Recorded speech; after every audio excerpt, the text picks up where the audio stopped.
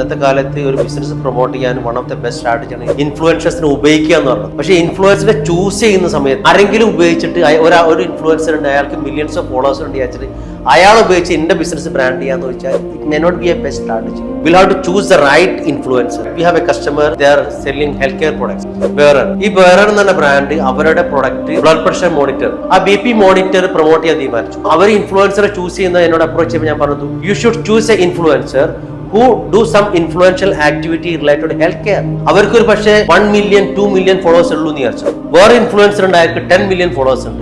ആ 10 million followers അയാളെന്താണ്, അയാൾ ഒരു മോട്ടിവേഷൻ സ്പീക്കറാണ്. ആ 10 million ഫോളോവേഴ്സിലെ മോട്ടിവേഷൻ സ്പീക്കർ ഉപയോഗിച്ചിട്ടാണോ ഈ BP മോണിറ്റർ പ്രൊമോട്ട് ചെയ്ത് ബെസ്റ്റ്?